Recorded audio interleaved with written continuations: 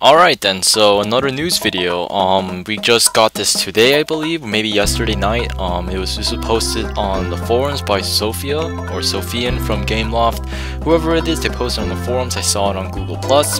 And some people messaged me. It was on the Guild Glassboard as well. It was just all over the place. So this is gonna be looking at the entire warrior spec, everything. And you can look at the pictures individually, except it's kind of hard to see the big picture. So this is the entire Guardian tree. I had to, to crop out the pictures.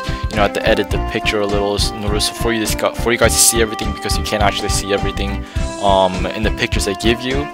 And also they also messed up with the pictures again. I'll show you later on, but I fixed the description on a lot of the skills, or this is the most accurate representation of what I think the skills should be.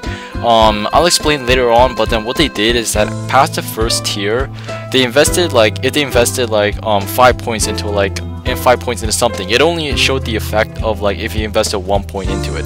So it'll become more apparent later on. So anyways, moving on, we're gonna first look at the Guardian tree, since that's something completely brand new. So luckily, hopefully, on the screen you can see the entire tree right here. It took me a bit of Photoshop and Windows Paint to get it right, and then also to talk about every single individual skill and give my general opinion of the tree at the end. But keep in mind, I can't say whether it's overpowered or underpowered, because quite frankly, it's impossible to tell. Like, there's no possible way you can tell whether this is whether warriors will be good or warriors will be bad, because we need to see the skills themselves. We need to see how the skills operate. We need to see how much damage they do and their cooldowns. So those two are the most important things. If you don't know that, it's impossible to tell how good a class is.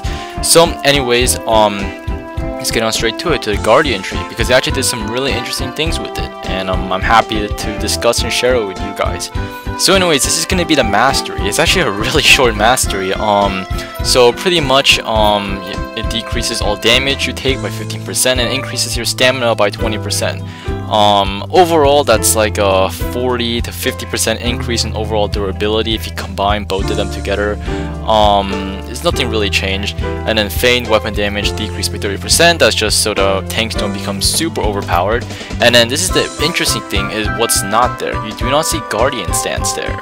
And they actually changed it to make it like the level 60 update, where the best talent, their best skills are at the very end of the talent tree. So I actually like that a little, because it makes the talent master a little less overpowered and then gives room for a little more creativity. So overall, there's not much to say. It's pretty much the same thing. And yep, let's move on to the first tier. Yeah, so for the first one, charge can cause a 10% slow condition on your target and lasts for 6 seconds. So, I don't really have much to say about this. It's somewhat implied that charge doesn't stun anymore, except it's not really. I mean, the main argument I have behind it is that if you only invest 1 point into it, then it only lasts for 2 seconds. And the only issue with that is that charge's stun, it lasts less than that amount of time, so it doesn't really make that much sense. But anyways, like I said, it's impossible to tell without actually looking at the skill itself. So if you look at the other ones, this is the really interesting one. There's an aggro spell now, so DPS warriors might actually be able to keep aggro. And then there's coercion. That's the thing that was their last update. It's nothing really big, except it's 15% now. I believed it was 10% last time. So nothing really there. Nothing really much there. I'm not gonna spend too much time discussing about old talents.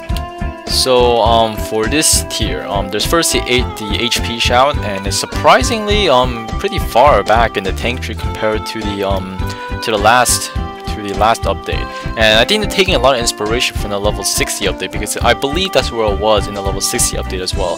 They also changed the name of Shield Slap to Shield Smackdown. I'll just call it Slap anyways, just because I'm used to it.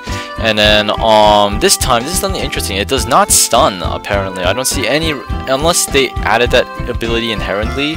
So it's not really something you need to spec into, but otherwise it doesn't look like Shield Slap stuns, and it depends on your block value as usual and your strength. That's a little thing, and also recovers 25 morale, so that's pretty cool. And that's also assuming it doesn't cost any morale at the same time, so it might just be like Rampart basically. And then another one is that a critical hit has a 100% chance to reset the cooldown of Shield Smackdown. One thing interesting to note, I don't know whether it's a typo or not, but it says a critical hit, not a shield slap hit. So whenever you get a critical hit with your auto attack, with your skill, whatever, then your shield slap cooldown will recover. So that's a lot of morale if you think about it. If you're constantly able to, you know, spam shield slap. And there's also quite a bit of damage for PvP if you think about it. Shield slap right now does like 6 to 6k damage around that area, and then that doesn't sound like much with a 10-second cooldown. But imagine if you can just spam it every second, 6k again and again and again. That might actually add up to a pretty decent amount of damage for a tank. I mean, if you think about it. And then let's see, and then one thing I noticed is that it doesn't say that it stuns, so maybe that's an inherent ability, but as of now it doesn't look like shield slap's gonna stun for now. And here's another weird change that Gameloft did, is that they changed the name of Ankle Slash to Earthquake. I'll just call it, you know, I think I'll just call it Earthquake now, just to get used to it. You know, so Earthquake, it's kind of similar to Ankle Slash because it's AoE and it interrupts, but it also stuns now for 3 seconds, which is pretty cool, I guess. I think it's mainly going to be used with DPS warriors, just because, you know, they're lacking a little bit on stun, and we'll talk about that in the next talent tree. And then also it's the respective tiers are just upgrades for it. So interestingly enough, the bottom talent is just 1 point, and it only has a really small effect, decreases the melee attack speed by 5%, lasts 45 seconds. I mean, I guess it could be big if you get like a couple melee DPS around yours. Probably might be bigger for, you know, big mob pulls or big, you know, dungeon pulls. But overall, it doesn't seem that useful. But I mean, then again, it only is 1 point, so maybe tanks will spec it. And then the above, this is an interesting one, is that whenever your Earthquake hits more than 3 targets, so mainly going to be used for dungeons, but maybe you can get it off in 4s, then it'll reset by 21 seconds. And this talent was the main reason why I decided to change the description, and it's that you have to invest 3 points into it in order to decrease the cooldown by 7 seconds. So if you only invest one point into it, it'll be 7/3 of a second. I mean, it makes no sense. Gameloft has always been known to make it either 0.5 seconds, 1 second, or 2 seconds. They never actually had a weird fraction like that. So that's why, and this pattern repeats throughout the entire images. You're gonna see this happen a couple times. So I guess, I mean, you could argue that this talent affects the duration, but then 35 seconds is not divisible by 3 either, and it also leads to a weird fraction. So what I think is that that's actually 7 seconds is actually just what the effect should be if you only invest 1 point into it, and 21 seconds is gonna be the actual effect once you invest full points into it. And assuming it's 21 seconds, then we can deduce that the cooldown of Ankle Slash will be like 30 seconds, possibly 40 seconds, but I'm leaning more to 30 seconds. So it'll have like maybe like an 8 to 15 second cooldown, which is quite a lot for a tank. If you can constantly, you know, spam it off cooldown like that, especially since no one's gonna be attacking a tank, so you can, you know, use all your skills uninterrupted. So that, I mean, and then again, this completely depends on how much damage Ankle Slash does. It's 50% attack power, but we don't actually know the exact ratio. Gameloft has been known to change, you know, block value ratios, attack power ratios. You know, they've been known to change the mechanics throughout updates, so we don't actually know how much damage Ankle Slash is going to be realistically doing. But I'm assuming it does somewhat decent damage. It actually sounds pretty neat. You know, especially against mobs, since you gotta keep in mind, if you're spamming against mobs who have no diminishing return, and then every single time it stuns, it pretty much means that you can pretty much stun like, you know, 10 to 15 to 20 mobs at a time, you know, no problem. So, and it's just pretty interesting. Moving on to the next tier. And this is another weird thing. I believe this is Counterstance Ultra Defender. I'll just call it Defender. It pretty much has a very similar effect besides the aggro, where it increases your blocking chance and it requires a shield, blah blah blah. It only lasts for 8 seconds, so it makes me curious exactly how long the cooldown is gonna be. And then it also says, you know, the talent above it, cooldown becomes, not increase or decrease, but just becomes. So it's kind of ambiguous to see, how long it's gonna last. Maybe a minute. You know, if warriors are unlucky, maybe it's 2 minutes long. But you know, it still has a very, you know, similar effect to Counterstance, and then 2 different talents above and below it are actually pretty interesting. So then the bottom one is just a standard, you know, shield slap does extra damage while they have it on.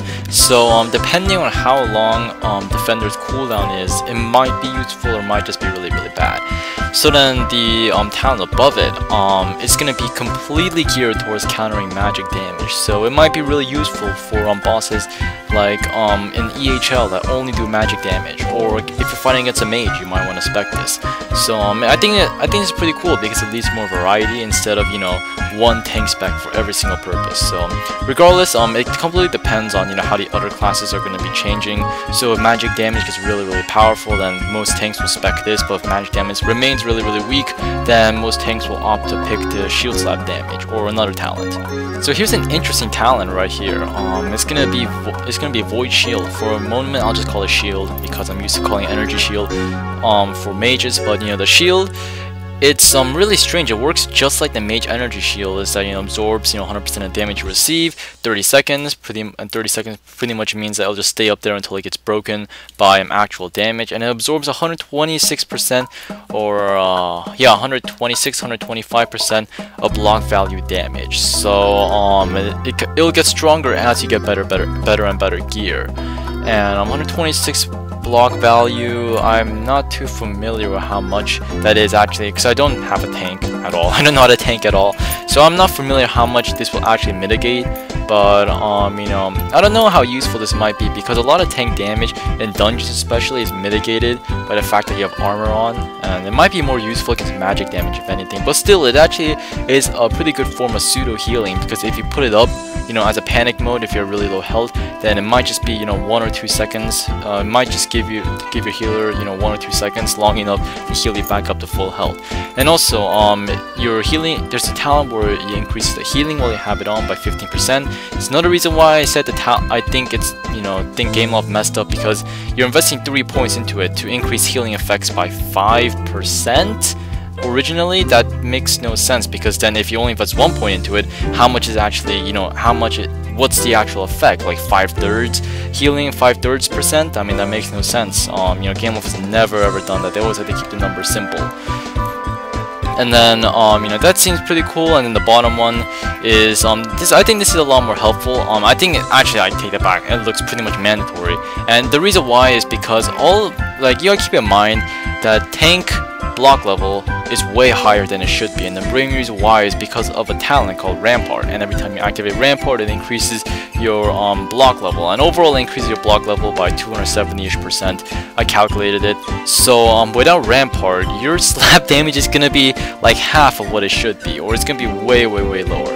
So this talent just there to compensate for Rampart. And you know, every time you get a regular critical attack, I think that just means you know, auto attack, skill attack, whatever, then your block value will increase by 5%, by 15%, by 25%, my bad, 25%. And it would really suck if it was just 5% like they put in the description, but I'm very confident it's 25%. And if it stacks up for 4 times, and it should stack up to 4 times really quickly, since it lasts for 20 seconds, and it can be activated by any kind of critical hit, then it overall increases your block value by, like, you know, 240-ish%, which I think is somewhat reasonable considering the fact that Shield Slap, you know, is going to have a much shorter cooldown, assuming that it's reset 100% of the time whenever you get any kind of critical, which if you think about it, might be every 2 or 3 seconds once you get really good gear. And then for the last talent, it's just Guardian Stance, no big deal. 2-minute cooldown, maybe 1-minute cooldown. I mean, 1 minute's kind of pushing it, considering the fact that overall tanks aren't getting buffed. Just in my opinion, you know, assuming that everything stays normal. But you know, looking back on the entire tank tree, you know, like I said, it's impossible to tell if tanks are going to be overpowered or balanced or underpowered again. It's really impossible to tell without, you know, actually seeing the cooldown of Slap and how much damage Slap is going to be doing overall. So, one thing I can say is that the tank tree looks a lot more fun. The main issue with the tank tree before was that there was only like 1 spec, or possibly 2 specs, one for PvP, one for PvE. And with this, I see a little more options. Not abundance of options, but like a little more options. You can choose to spec against magic, choose to spec, you know, full defense, choose to spec more offense for putting more points into the battle tree, and I just see more options. And one thing I like especially is the slap cooldown reset. I think that's gonna really change, you know, how tanking is gonna be. It's gonna, you know, before you could just do it with your eyes closed, just, you know, swift strike, slap, swift strike, ankle slash, you know, rampart, every single global cooldown, blah blah blah. You just do the same thing over and over again. But here, you know, things can actually change. Maybe you get lucky and you get like 6 slaps, you know, in a row, you know, and other times it may not just proc at all. Or sometimes, you know, you may get lucky with the mobs with ankle slash, and then all of a sudden you can spam it again and again and again. Or sometimes, you know, you could just, you know, want to stay in the defensive, not attract too many mobs, blah blah blah. You know, I'm just making this stuff up, and I can really see an abundance of options, which is really good, since, you know, even though I can't say, you know, what other class is fun or what other class is, you know, what other class is, you know, my bad, what other class is overpowered and such, I can make predictions on how fun the class is. And, you know, depending and assuming that the tanks, you know, decent damage, decent survivability, and they're somewhat viable in PvP, it seemed like a pretty fun class to run dungeons with and to you know, do PvP with. But like I said, this is just first impressions, and I can't really tell, you know, just by looking at the talent tree. So then anyways, that's the end of the video, guys. You know, I'll talk about the battle tree in the next video, just because I don't want this video becoming like 30 minutes long. So anyway, tell me guys if you enjoyed this video, give it a like if you find these videos really helpful. And I'm gonna try my best to keep up to date. I'm constantly checking the forums and such to keep you guys updated. And sorry if I'm, you know, a day or maybe 2 days late. That's just because I'm in college, and, you know, I'm busy here and there. And I'm mainly just doing this in my free time, so if I have no free time, then these videos don't come up. So anyways, regardless, tell me guys if you found this helpful, and I'll catch you guys later. Stay tuned for the next video, which should be coming up very shortly. I'm gonna be uploading both of these at the same time, hopefully. So anyways, catch you guys later. Bye.